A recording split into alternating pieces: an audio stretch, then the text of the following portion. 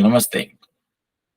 So, if you recall, last Bhagavata class, we were talking about Kapila Muni defining. Now he's getting into details. His mother Devahuti was asking him to summarize or help out with the methodology which she can adopt. She obviously was asking the questions on behalf of people like us who are in normal day-to-day life, and we have very little time for these kind of spiritual activities. And what is the way out for us was her basic question, if you recall. And Kapila Muni was saying that that's not a problem. The biggest thing which we worry about, as ordinary people, is that we are full of desires. What we do is we redirect our desires towards Ishwara. That's all we do. We love, we like to love the Ishwara. We like to dance about Ishvara. You like to sing about Ishvara. You like to hang out with friends who have a common interest in Ishvara, so on and so forth. Therefore, he was trying to make it very comfortable, trying to use the way we live day-to-day life itself as a methodology. Obviously, it's very nice to hear, but we'll have 150 doubts about it. That's what Devahuti, his mother, was started asking. Um, Her question, last question when we left was that um, if you think, if you argue that whatever we do itself can be converted like this, and if you argue, if you explain that Ishvara who created, and the reason why you can convert what we do itself as a method of attaining Ishvara, it is because Ishvara created everything. Therefore, nothing is to be treated as non-sanctified or whatever. If that is the argument, why does he create both? What is the necessity for creating both? That is the Purusha, which is supreme consciousness, as well as Prakruti, which is hyperactive. What is the necessity for creating both? Right? That was one of the almost, I would say, paraphrase. Right? Prakrute Purushasyapi Lakshanam Purushottamam Bruhi Karanyorasya Sadachit Sad Asit Idatmakam. Why create both manifest and non-manifest and create so much of confusion? That was the question she was asking. We stopped at that time. Now, Kapila is going to explain why of this thing. In that process, what Kapila is going to do is define how, at the macro level, at the universe level, how things evolved. When I say how things evolved, if you recall in the previous chapters, Bhagavata talked about how the physical universe, the material universe, sun, moon, earth, and other planets evolved. It talked about how biological species, simple to complex form of species evolved as a body, how they evolved. It talked about how wisdom evolved, how the wisdom was given before creation itself, so that the very first people were able to partake that wisdom. So all those things were done. Now, when Devahuti asked this question, that is the mother asked the question, Kapila Muni takes an opportunity to say that the evolution is not just about, this is the way I interpret, so I want to make it very clear here. The evolution is not about the physical evolution of sun, moon, stars, biology, etc. It's all about how a mind evolves. Mind also evolves, and we cannot treat, even within the species, for example, if you take human beings as a species, an animal as a species, there is a difference between how the mind of animal works and how a mind of human beings works. There is a change in that. And likewise, you can connect and map it to the way the biological species evolved, and accordingly, the mind also has evolved. That is one thing. Within the human beings also, there is a difference in minds of people, and therefore we should see the evolution as an element here. Like, for example, even today's conversation in Q&A session, like Meral was asking, right? Saying what exactly is a meditation? And I gave a multi-layered answer, if you recall. At the ultimate level, meditation is being in the Shambhavi Mudra stage where, like Krishna, we are hyperactive in day-to-day activities, but not at all involved in any of them. On the other hand, vast majority of us, almost 99.9% of us, we cannot do that.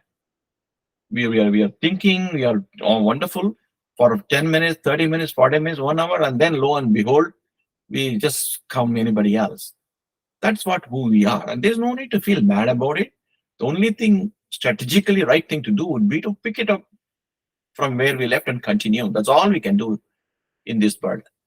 So meditation there means practicing yoga, reading a sattvic life, not being angry, not being hateful, not being injurious to others, so on and so forth, sitting in a corner, picking your object of worship, closing your eyes, doing pranayama, and then trying to be absorbed in the object of worship. That's the meditation for people. What does this indicate? This indicates, though we are all human beings, we all look similar, if not alike. We are all given the same faculties, eyes, ears, etc., etc. There seems to be a difference in what we can do with what is given to us.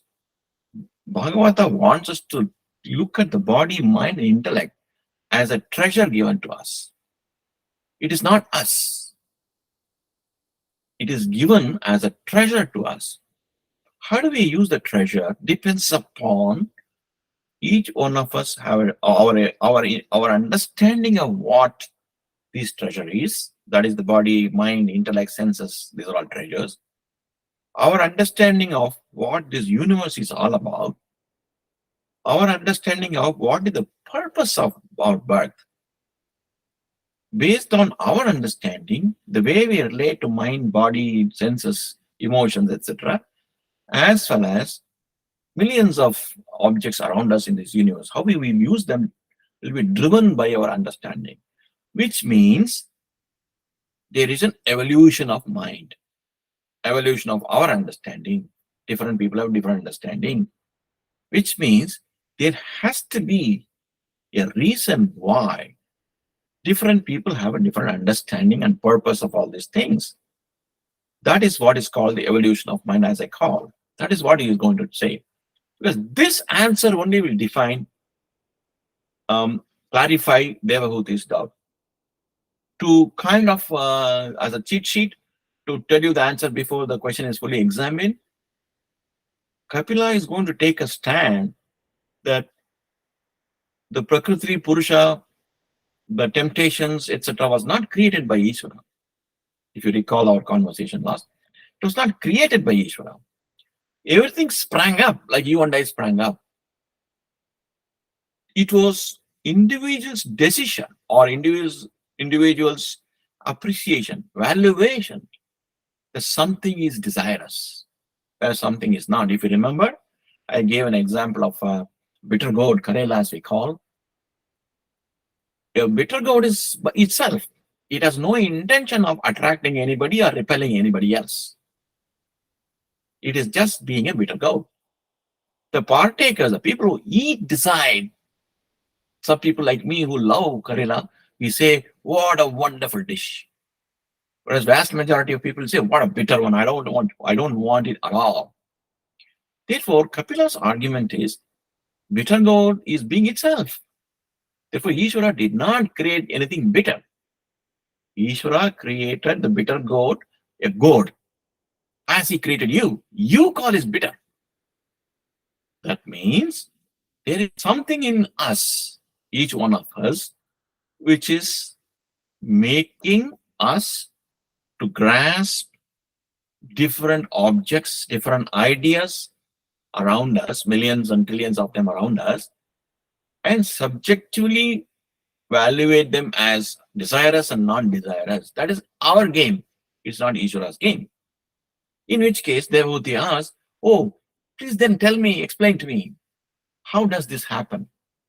That is where he is trying to explain he hinted that is primarily, I think Mira also mentioned that gunas at that time.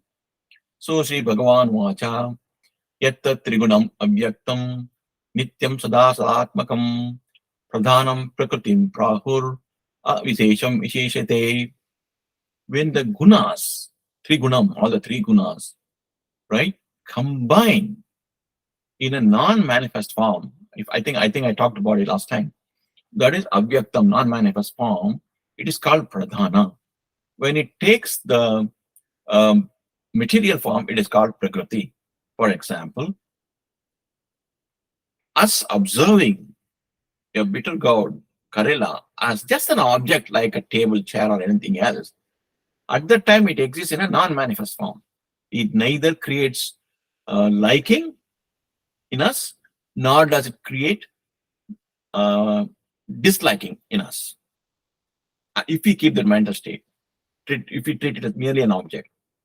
On the other hand, if we bring in our gunas, all gunas, sattva, rajas, tamasa gunas, our tendencies, which we have accumulated over several lifetime period, likes and dislikes, when we combine all of them together and look at the same object, Karela bitter gourd, for some it is delightful dish, for some it becomes hateful dish. Then it becomes a nature. Till that time it is a pradhana. Panchamihi Panchami Brahma Chaturbihi Dashabi Tata Etachatu Vishitikam Ganam Pradhanikam Viduhu. Please learn Panchamihi, there are five. Panchamihi Brahma, there are five subtle things, five larger things. Chaturbihi, there are four things. There are 10 Dashabihi, there are 10 things. Right? Etachatu Vishatikam Ganam Pradhanikam Vidhu. All of them put together. 5 plus 5, 10 plus 4, 14, and 10, 24. All these 24 put together is called pradhana. In other words, these are going to be the constituents of a human psyche, which is going to be fundamental instrument in what we turn in modern terms and terminology as a cognitive psychology. Cognitive psychology tries to explain how people relate to objects and interact with them, establish relationship with them in very differently. That's what this theory is going to be. These 24 counted things, that's why it's called Sankhya. Sankhya means number of things, counting them as 24. These constitute um, the structure. Any questions at this point in time? Yes, Miriam. We can hear you.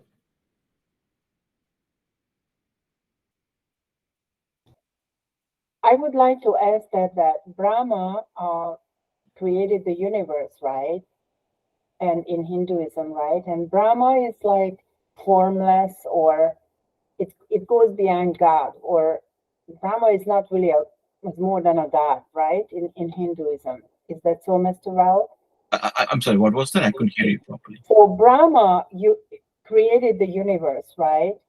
Now, I always imagine a universe like something huge and endless. The mind can't even comprehend that kind of endlessness.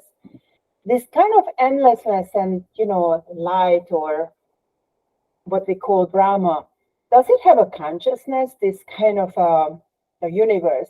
What do you think? Does it have a consciousness, that endless nothingness?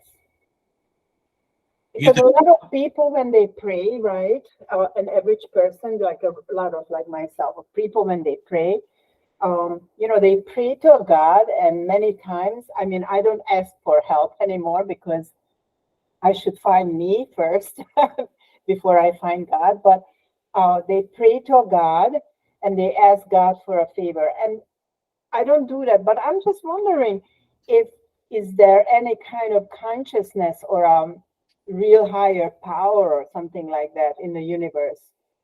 Okay. Of course, you kind of going pretty ahead of conversation, but still I will answer this in short form now. In more detailed form, I'll give an answer when we hit that point in the story. The consciousness is Ishwara. Prajnanam Brahma is the word, is the statement from Vedas. There is a universal consciousness. That is the Brahma. That is the Ishwara. That is the Maheshwara. That is Vishnu, whatever you call, various names you call.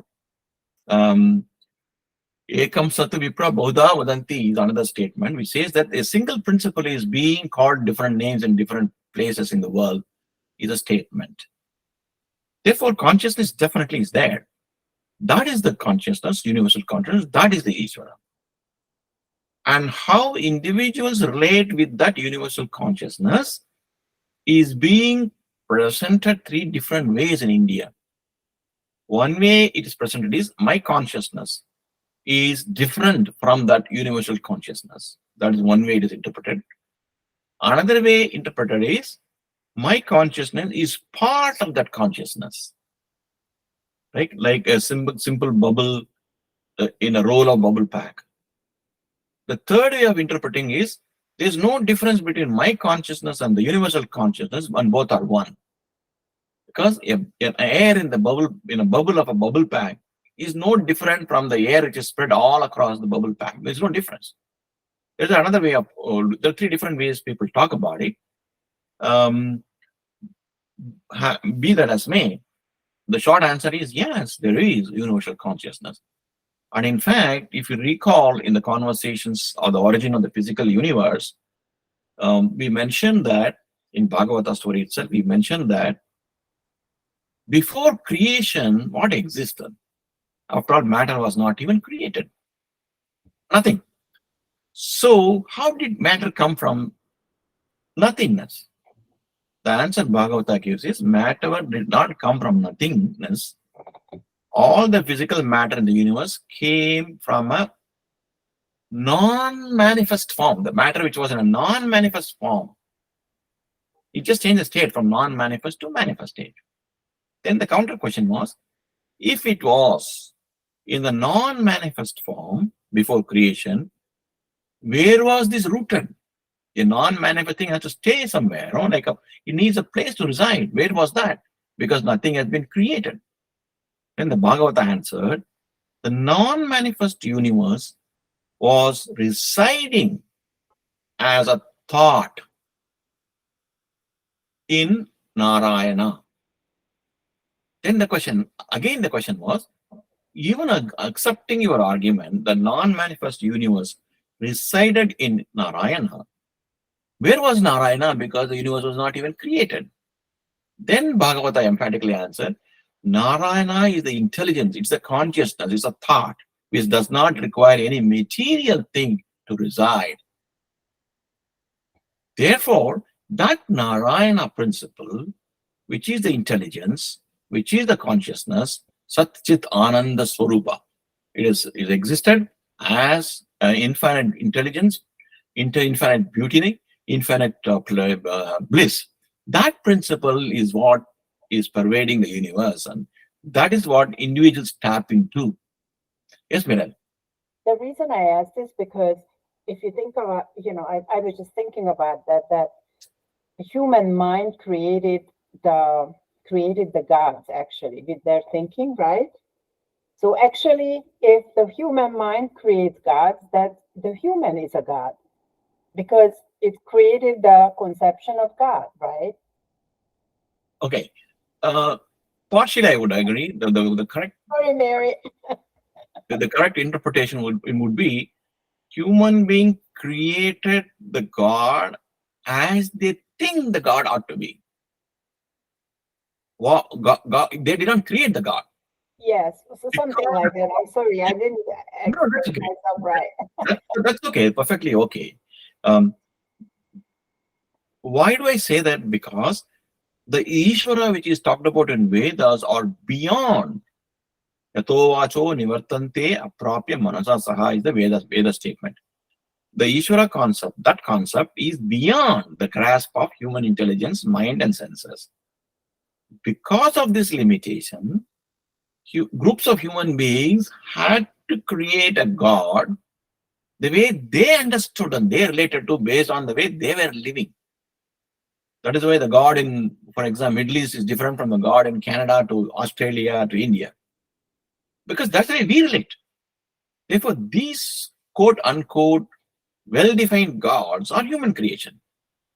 But the real God, whose small little reflection is these created gods, actually speaking, when I call it reflection because the undefinable God principle reflected in the minds and intellect of segments of human beings, the way the mirror a green mirror reflects green light and a dull mirror reflects a dull light, depending upon the minds and shall we say mental state, cultural state of the individuals who are conceiving the God principle, the gods were created. Yes, yeah, this difference of what we relate as a group as a God and the universal principle called Ishwara, that is we have to understand. Abhasa eva is the statement once again from another great text which says everything is but a reflection of that Ishvara. Yeah. Thank you very much. Yeah. Thank you. Any questions from anybody else? Okay. Now he's going to count. Kapila is going to count. He has mentioned that 24 entities are called pradhana. What are they? Mahabhutani pancha evaha bhu apho agni marunnabha tanmatrani cha tavanti gandhadi nivathani me. What are the five gross elements are? Bhu evachara. That is all the earth, water, fire, air, and ether. These are considered to be Mahabhutas, the five principles. Anything physical you see, like it is like a periodic table, Mendeleev's periodic table. Anything you see is a combination, some combination of these five principles. There is either you identify certain things as the fire principle, or with the earth principle, or air principle. Like for example, the not only the physical things, anything gross elements are called this. For example, you can term anger as a fire principle, yeah, because the consequence it creates, so on and so forth. So these five elements, that is earth, water, fire, air, and ether. Ether is all pervading thing. It is called the ether.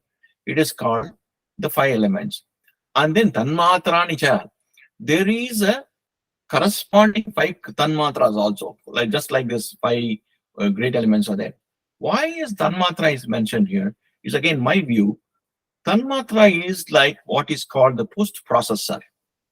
This is where I believe the gunas, the tendencies, vasanas, likes, dislikes become active, because this is the one which grasps the same physical object and makes it likable and dislikable.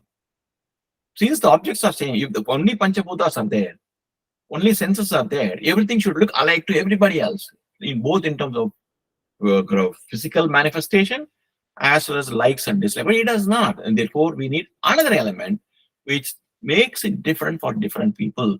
Therefore, he adds it as tanmatranicha. Indriyani dashakshotram swag drigga san nasikaha vakaira charno medam payu gadamuchate. The senses are, for example, eyes, ears, the five senses: eye, ears, touch, sense of touch, sense of feel, etc. All of them put together are the 10 senses. 10 senses. Mano, buddhi, ahankara, chitta, mityana, atmakam, chachuda lakshate, vedo, vrittaya lakshana rupaya. The mind, mana, buddhi, intelligence, ahankara, ego, self-identification principle, chitta. These are all, these four are the ones which define a characteristics based on the modifications which is created. Therefore, they are contextual. That is the answer. For example, let me show you the 24. Those of us who have been doing this Patanjali Yoga Sutra would have known this. Still, for the sake of others, I'm showing this. You're able to see this picture? Yeah? So, Yes. correct. So, Purusha and Mula Prakriti, Mahat, this is the Buddhi, Manas, Ahankara. There are five Mahabhutas: space, air, fire, water, and earth. And there is a Karmendriya, the five organs: mouth, arms, legs, excretory, reproductive system. Jnanendriya, ears, skin, eyes, tongue, and nose. And through all of them, we get the sound, touch, we're able to grasp the form, we are able to taste, we are able to smell.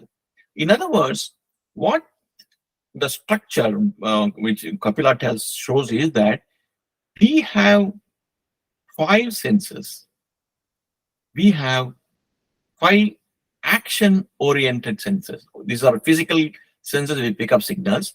These help us to act dynamically. This is static, this is dynamic. These 10 of them interact with various combinations of the five Mahabhutas. And these five Tanmatras modify the signals so picked up differently into Chitta to different people so that their understanding, their relationship, the way they react, etc., is very different. This is how Kapila tried to show that if you look at this Mula Prakruti, it is same to everybody else. There is no difference. So let us not go around blaming Ishwara, saying that why did he create all kinds of things which drive likes and dislikes in our mind and bind us? How can Ishwara be so cruel? The answer is Ishwara did not create these things to either entice you or repel you. He created, or quote unquote, or all these millions of things sprung up, just like you sprung up. Can we come back and say that, oh, why did Ishvara create a human being whom, let us say, the plantain hates, an apple hates? It is as silly as talking like this. The plantains and apples do not hate you, nor do they like you. Likewise, these likes are not, dislikes are not created by Ishvara. It is created because of the vasanas, tendencies, and the gunas, which is causing these tanmatras to interpret the signals which are picked up by these jnanendriyas from these five mahabhutas and interact, dynamically interact through these karmendriyas. Understanding this becomes very important. So I would pause here, let you think about it, ask questions about it, because this is the one which is going to be part of each and every one of us when we depart. When we depart from this world, um, this collective impressions is what we are going to carry with us, which is going to be the basis for selecting another body next time around. Either whether you want to say it is driven by these tendencies by themselves, or you want to say no, we all go to a stage where Ishvara has appointed a judge who will evaluate and will allocate a body, whichever way you want to treat it. Net, these are going to predicate what our bodies are going to be next time around. Yes, madam. Sorry to interrupt again. I'm just looking at this what you just uh, put on and I look at it that the Mahabhuta, the space, air, fire, water, earth belong. If you go and look at it further, space belongs to the mouth also, and the ears belong, and then the air belong arms and skin, fire, legs, eyes, and water, tongue, excretory, and then earth, reproductive, nose. And if we know this, basically, if someone knows this, then in the body, we can, what you just said, we can defeat this because fire defeats soil, and the soil defeats water, and the water defeats fire. So I think what I'm just trying to tell you here is that with knowing nature, like have this kind of a knowledge, we kind of can change ourselves within as well. What do you think, Mr. Rao? Oh yes, indeed. In fact, many disciplines have evolved in various parts of the world having some kind of an understanding of this. That is why, frankly speaking, I mean, you can go to such a great detail. For example, the kind of food you eat is designed and that's based on this principle. Which are the food which will excite the fire principle in us? Which are the food which will excite the, this principle, that principle in us, so on and so forth. Likewise, the activities, regimens, exercises, so many different things are designed having this in mind. Because this is how we relate to the universe, various millions of things around us. And our understanding, relative importance we want to give for them is the one which is going to influence our belief system. And belief system is going to influence our action, behavior system. And actions obviously result in a particular tendency, which we will carry forward to the next time around. This theme, this structure of 24 elements, if you spend a lot of time trying to understand the various viewpoints available in India, there's some multiple viewpoints are available. But what is common to all of them is this. Everybody starts from here and then develop their own ideas about how we deal with the universe, how we deal with ourselves, right? So on and so forth. Just for the sake of completion, I'm saying this. There is a viewpoint in India, a very, very ancient viewpoint called Charvaka system or materialist system. Charvaka means sweet talking. For them, all these things are nonsense. They say these are unnecessarily being created to make money. Therefore, we got one life. We just have body. Body never is reborn. There's nothing called soul. Therefore, the only purpose of birth is to enjoy life. Therefore, borrow if you must, but eat a lot of butter and enjoy is the recommendation. Yeah. Therefore, other than those people who deny that there is anything beyond the body and senses, every other philosophy, many of them, have this as a common point. The difference comes only in, like Miral was trying to point out, right? The difference comes only in understanding what is the universal Ishwara principle and what is the God which we seem to be worshipping day to day. Are they different? Are they same? If they are same, why we are doing it differently? And if they're different, why God should be different? I mean, these are the questions people ask, right? When you start providing answers, you tend to slightly depart from each other. In India, Hindu religion, time is cyclical and everything is cyclical. You are born again and again. The only purpose of birth is to end the cycle of birth and death. Since we do not succeed in any one given time, we are given infinite number of chances until we succeed. The notion being, everybody deserves the liberation. That is the driving point in the Hindu thought process. Other religions treat it differently. You're born once in this earth, then you move on to another place where you wait for eternity, and then based on whatever you did in one life here in earth, you get judged. And based on the judgment, you go to a better, beautiful place or a worse place. I don't want to compare and make judgment on any of these ideas. It only points out, I mean, frankly speaking, these different notions of what is life after death and what is liberation or judgment among various religions rather, is a validation of what Kapila is trying to tell his mother in this, saying that God did not create anything differently. We interpret it differently. Any questions? Abhi, you've been pretty silent today. No, I'm still trying to understand this model.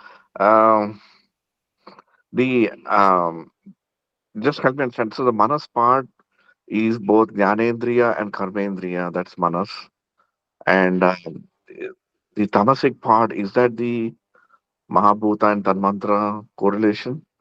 Like, why the tamasic is written on top of Mahabhuta in that diagram? Okay.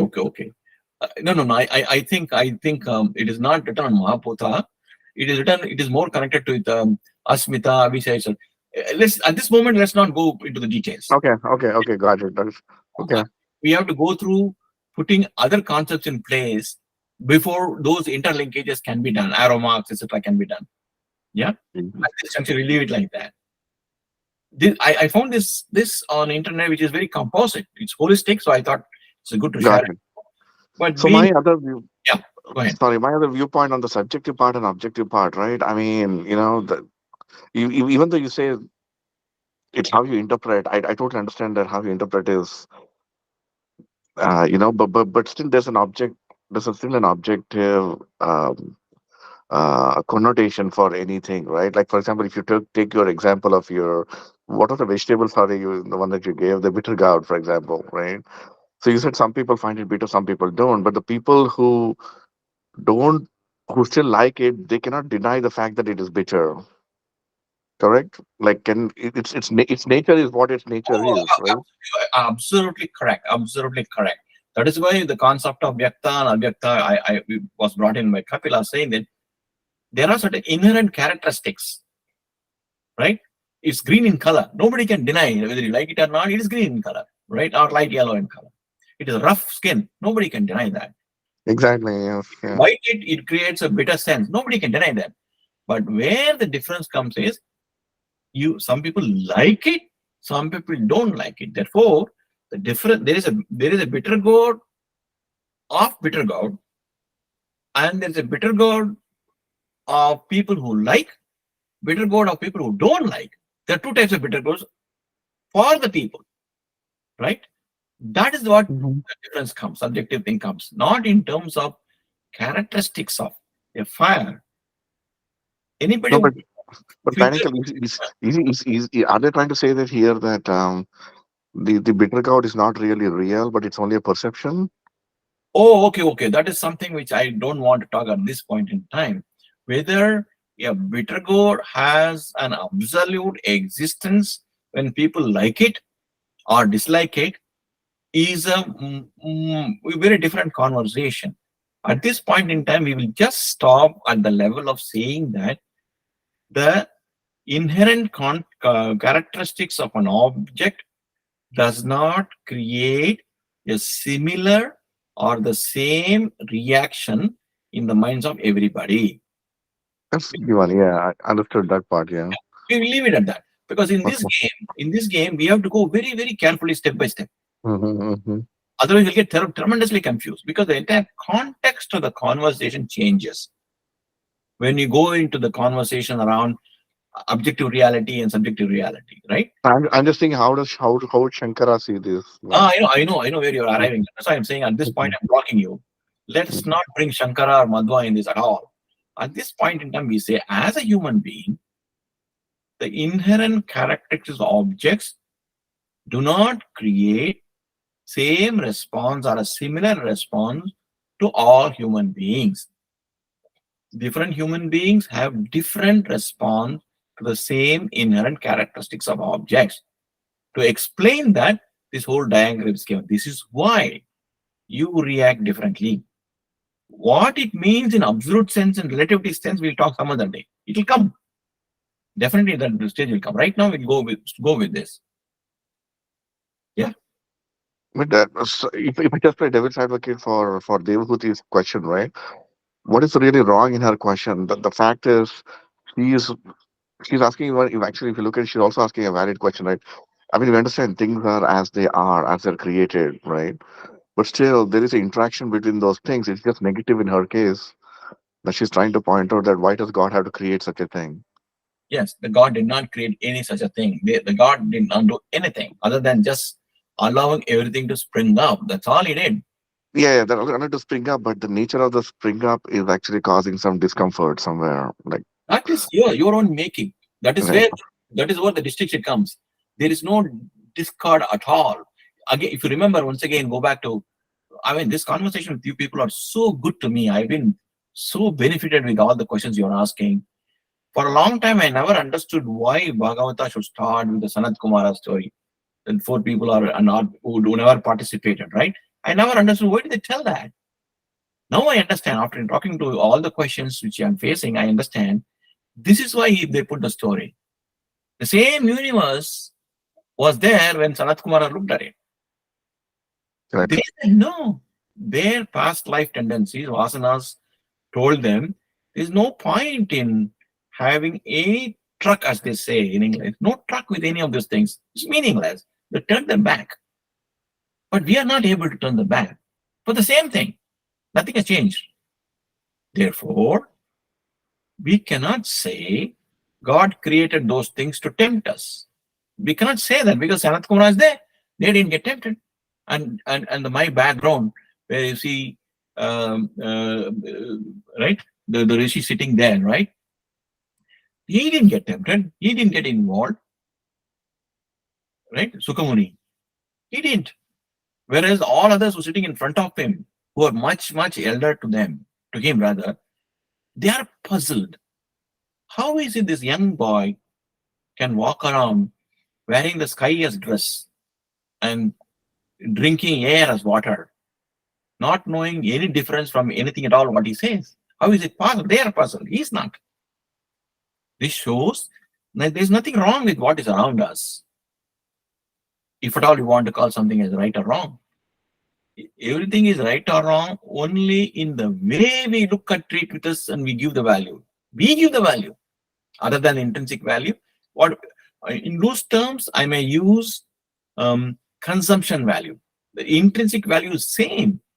The consumption value is different because we give the consumption value. Like now you have a baby, I'm very sure you will see this. As the child grows up, the importance it attaches to a 20-cent toy, is astounding. You try to snatch it away from the baby, it'll bring the house down.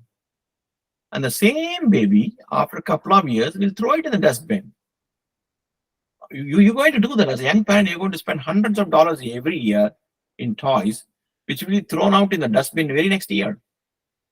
But as an adult, to still have that $2 thing which you bought for your personal use on whatever little bag or whatever, some 55 years back, you still need to hold it. That means the object is same. The consumption value keeps changing. And that is in you. It's not in the object. Yes, Rashmi. So Paddy uncle, about the vasanas, right? Has there been a case where, or in the Shastras or with anybody, that so far a person's vasanas has been A, for example, and then for the next birth his vasanas completely changed to B because of God's grace? Has there been a case like that? I'm sure. Yes, it is always the case. It is 100% of the people, it is same. Your vasana next time around will not be same as this time around. Likewise mine and everybody in this conversation and outside the 100% of people. It is not God's grace. It is your actions of this time around which will redefine the vasanas of the next time around. The same, not to pat ourselves on the back, as just a contrast, I'm trying to say, the same Sunday 1.5 hours you can spend either having this conversation, trying to understand, or going to beer club and drinking yourself to glory. Choice is yours. This time you made this choice. Therefore, you will benefit from these conversations. You'll think through it. You'll reject some portion of what I'm saying. You'll accept some portion. You'll work on it. Like Meryl keeps saying, you'll practice some of it. That will redefine your vasanas. Whereas people who do not come and sit, I'm not saying we are great. I'm just saying the difference.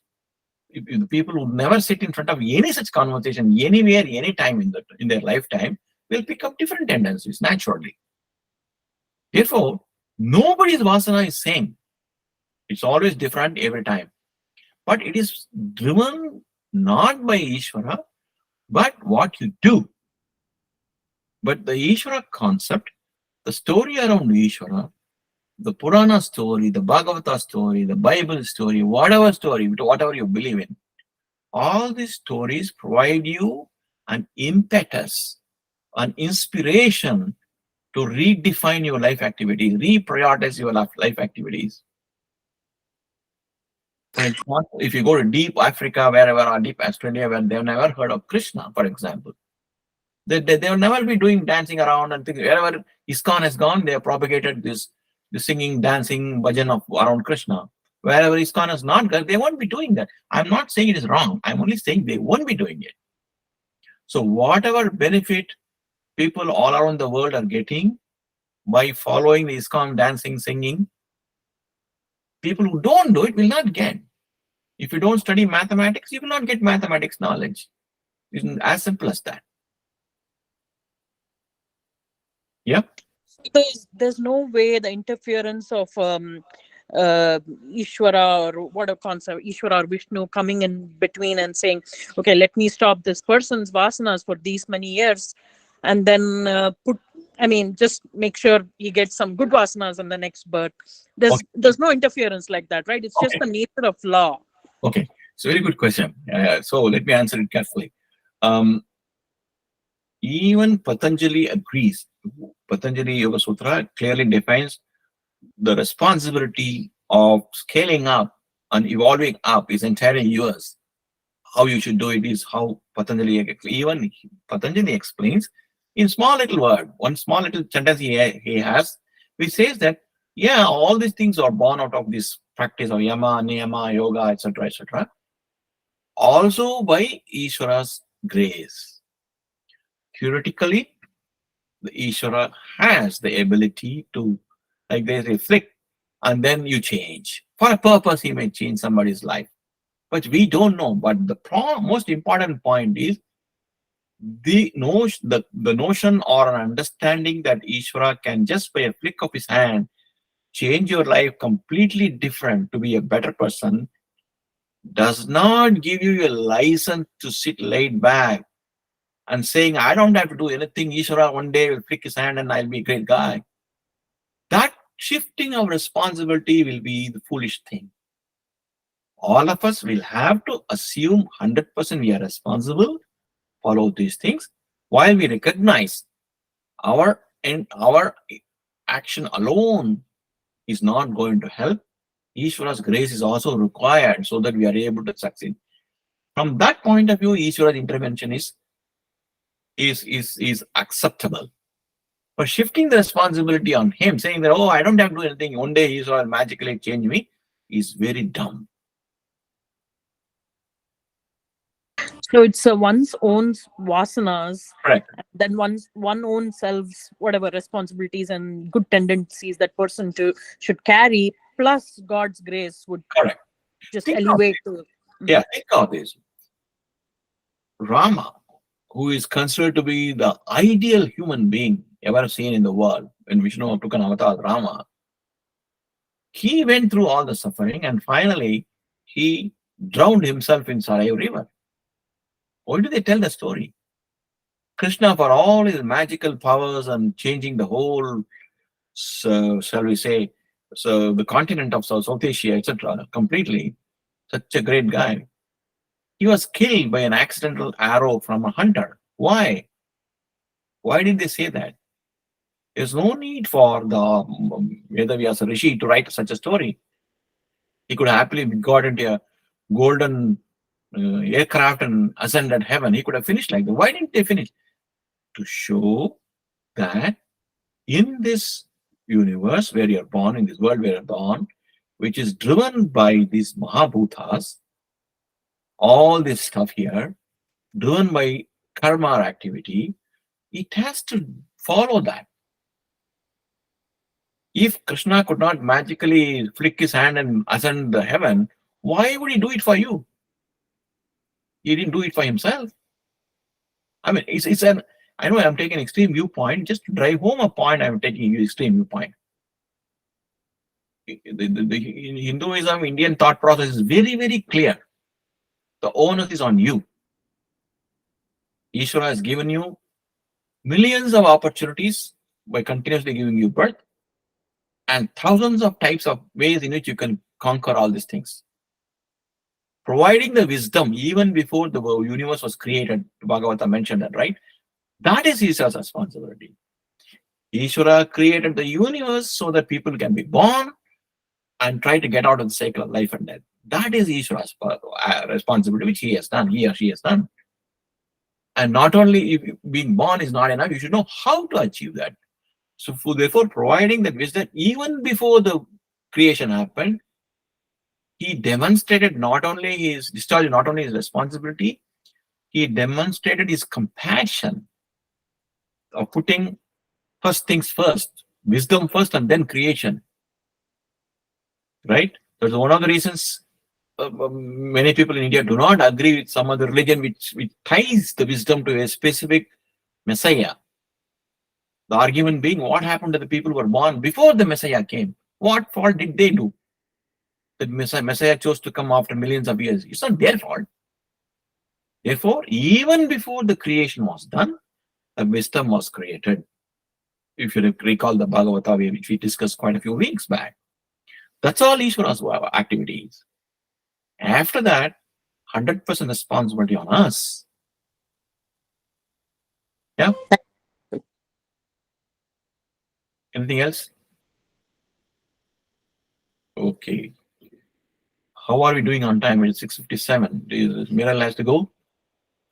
No, I don't. Now, I don't now. Oh, okay. You don't have it. Okay, good. This month, I don't teach this month. Right.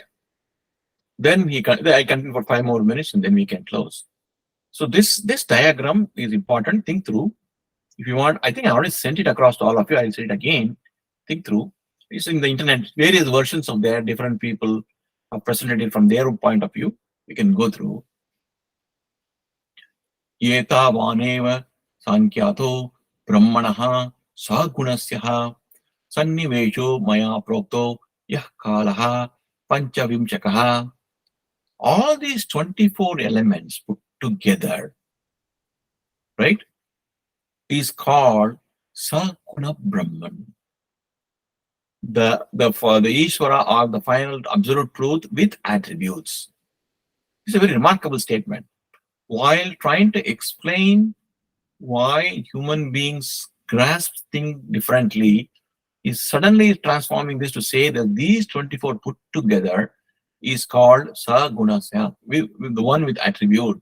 Sannivesho maya prokto yah kalaha panchavimchakaha. The 25th element is the time. Right? There are 24 plus 1 called the time. Why time? He is explaining.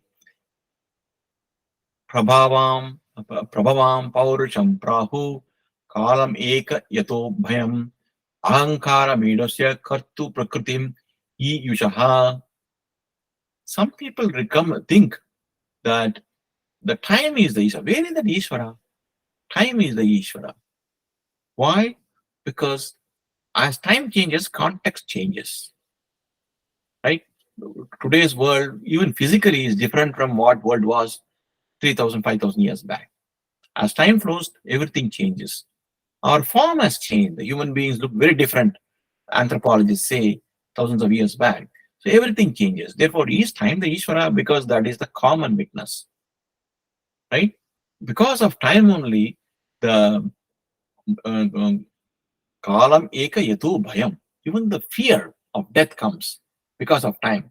Because if time ceases, you don't age. You don't age, you don't die. There's no fear of death. Therefore, some people think that time is potentially is the Ishvara, right?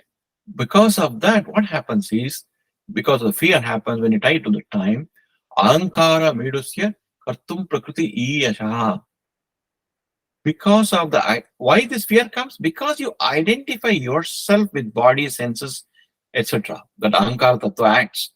That is why you have a fear. Because if you recognize we are consciousness, which is a non-matter, right? Time cannot kill you. Because you are nothing, you're not a matter to be destroyed. Right? Prakrute guna samyasya nirvisheshasya manavi cha ashtayataha sa bhagavan kala ityu parakshitaha. Over the period of time, the gunas get agitated, right? From mere equilibrium position. And that's why all these things happen over a period of time. Yeah. Any questions on this? Yes, Meryl. Yes, Meryl. Mr. Rao, so time, we fear time because we identify with the body. Is that it? No, because of time we fear. Because of time and our identification with body, we fear death. Okay. And I was thinking one time when I tried to, Excuse me, 1 minute, Meryl. Let me. I think there's too brief an answer. Let me explain it again in detail. It's a very important question you asked. Why should we worry about death with respect to time when we identify the body? Because we are not body, we are not senses. I showed the structure diagram. We are deep inside as a consciousness, which is not matter. Therefore, there is no question of non-matter getting destroyed. In which case, we don't have to fear time. We're not going to die. But if we identify ourselves with material stuff like body, etc., then we have to fear because the body decays, grows and decays. The decay is always measured or recognized as time flows. That is why we think, some people think the time itself is Ishwara because he's the one who is responsible for all this dynamism. Yeah, please go ahead. Yeah, I understand what you're saying, but I also want to say that you have to experience this, right? You have to recognize that you don't really die, just, we have the consciousness.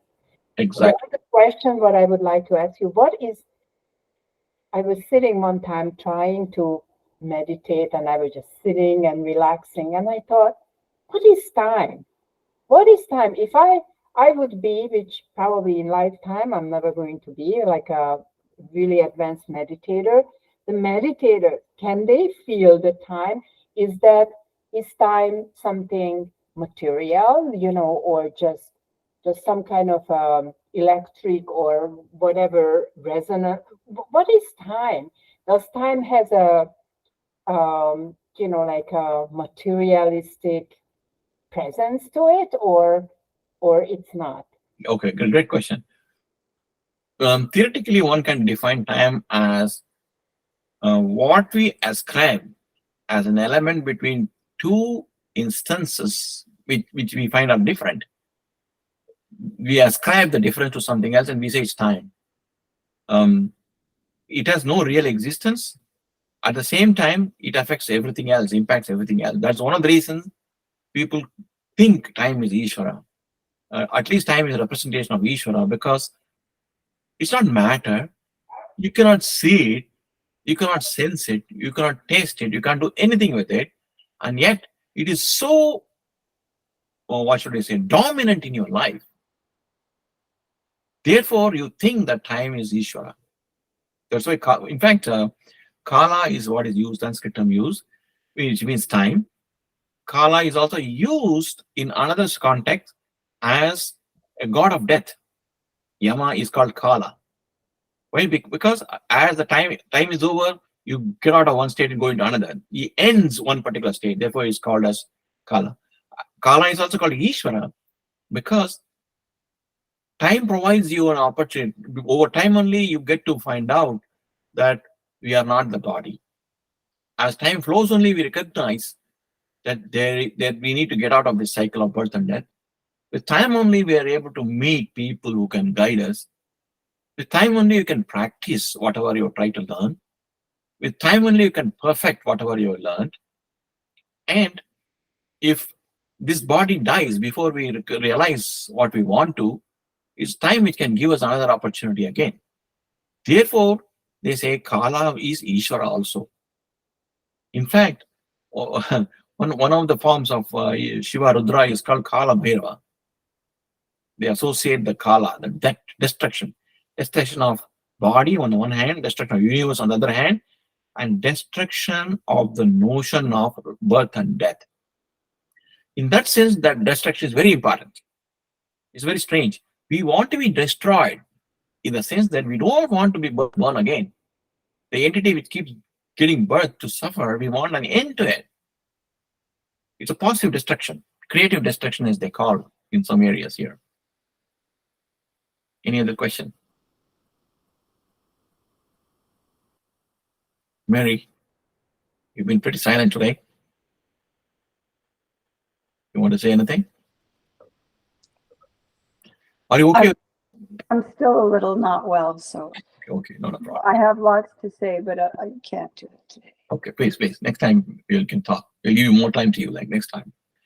All right. I think it's getting late. So before closing, Rashmi, anything last comment you want to say? No party, uncle. I just look forward to the next session. Okay, good. Abhi? No, Panic, I'm good. Panic, just one quick question. This is all your reading is from Canto 3? Is it Canto 3? It's 3, yes. And what specific If you are following ISKCON publications, it's 3.26. 3.26? Okay, thank you. Yeah. ISKCON published this, like I said, ISKCON's is very good. They've been given complete thing in Bhagavata in various kind of, right? Correct, yeah. But their English translation is terrible. So you have to be careful about the English translation. Got it. Okay, thank you. Yeah. Mirel? No, thank you so much. I really, I'm very grateful. Thank Okay. you very much. Thank you. Kavita?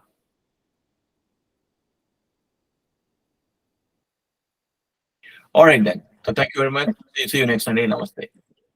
Namaste. Thank you very much. Thank you. Thank you.